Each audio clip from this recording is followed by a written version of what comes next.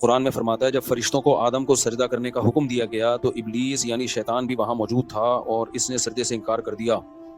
ابلیس جو کہ ایک جن تھا، کیا اس کا مقام فرشتوں کے برابر تھا اور کیا وہ فرشتوں کے ساتھ اللہ تعالیٰ کی بارگاہ میں موجود ہوتا تھا؟ قرآن اس کی ڈیٹیل میں نہیں جاتا، لیکن کیا کوئی مستقل احادیث ہیں جو اس پس منظر کو ڈیٹیل میں بتاتی ہوں؟ قرآن میں جب اللہ نے یہ بتا دیا کہ تمام فرشتوں نے سجدہ کیا سوائے شیطان کے، کان من الجن، اور وہ جنات میں سے تھا، تو دلالت النص سے پتہ چلتا ہے کہ فرشتوں کے ساتھ جنات کو بھی حکم تھا۔ دلالت النص کسے کہتے ہیں؟ جس کا واضح ذکر نہ ہو لیکن اس کلام کو درست کرنے کے لیے، یعنی اس کلام سے سرسری غور سے پتہ چل رہا ہو کہ یہ بھی حکم تھا، بلکہ اس کو کہتے ہیں اقتضاء النص۔ کیا مطلب؟ جیسے قرآن میں آتا ہے کہ اگر کوئی شخص کسی کی وفات ہو جائے وَوَرِثَهُ أَبَوَاهُ، اور اس کے وارثین میں صرف اس کے والدین ہیں، ابا اور اماں، اور کوئی بھی وارث نہیں ہے زندہ، فَلِأُمِّهِ الثُّلُث، تو اماں کو 1/3 حصہ ملے گا۔ ابا کا نہیں بتایا کہ کتنا ملے گا۔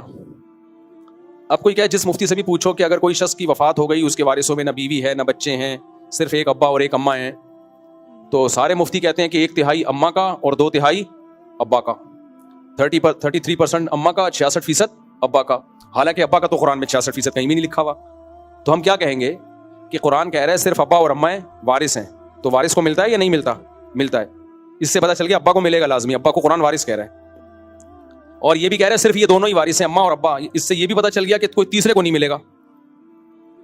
پھر قرآن نے کہہ دیا اماں کو 1/3 ملے گا، تو جب 1/3 اماں کو ملے گا تو جو باقی بچے گا وہ ابا کے علاوہ کسی کو اس لیے نہیں ملے گا کہ قرآن ان کو وارث ہی نہیں مان رہا، اور سارا ابا ہی کو اکیلے کو اس لیے ملے گا کہ دوسرا وارث صرف ابا ہی ہے، تو وہ سارا کتنا رہتا ہے؟ 66%۔ تو اس کو کہتے ہیں اقتضاء النص، یعنی کلام کو درست ماننے کے لیے ہمارے پاس اب کوئی آپشن ہی نہیں ہے کہ ہم یہ فرض کریں کہ ابا کا 2/3 ہے، ورنہ قرآن کا کلام ہی کیا ہو جائے گا؟ غلط ہو جائے گا۔ مثال کے طور پر قرآن کہتا ہے اگر کوئی شخص مر جائے اماں کو 1/3 ملے گا، اور وارث صرف ابا اور اماں ہے، کوئی اور وارث بھی نہیں ہے۔ ہم اگر ابا کو 1/3 دیں، 1/3 سے زیادہ نہ دیں، تو اس کا مطلب کیا ہوا کہ پھر باقی آپ کسی اور کو دیں گے، تو یہ وَوَرِثَهُ أَبَوَاهُ کا لفظ ہی غلط ہو جائے گا۔ قرآن کہہ رہے وارث یہ دونوں، آپ کسی اور کو وارث کیوں بنا رہے ہو؟ ابا کو اگر ہم 2/3 سے زیادہ دیں تو قرآن کی یہ بات غلط ہو جائے گی کہ اماں کا 1/3، کیونکہ ابا کو 2/3 سے زیادہ دیں گے تو اماں کا 1/3 سے کم کرنا پڑے گا۔ تو یہ سب قرآن کی آیت کو یعنی ٹھیک قرار دینے کے لیے ہمارے پاس یہی آپشن بچتا ہے کہ ابا کو 2/3 دینا پڑے گا، اور اسی وجہ سے قرآن نے الگ سے ابا کا تذکرہ ہی نہیں کیا کہ کامن سینس استعمال کر لو تم لوگ، ٹھیک ہے نا۔ قرآن جب فقہی مسائل بیان کرتا ہے تو بہت شارٹ میں بیان کرتا ہے، جب نصیحت کی باتیں کرتا ہے تو بہت لمبی بات ہوتی ہے، کیونکہ نصیحت میں ڈیٹیل ہوتی ہے، نصیحت میں شارٹ کلام نہیں چلتا۔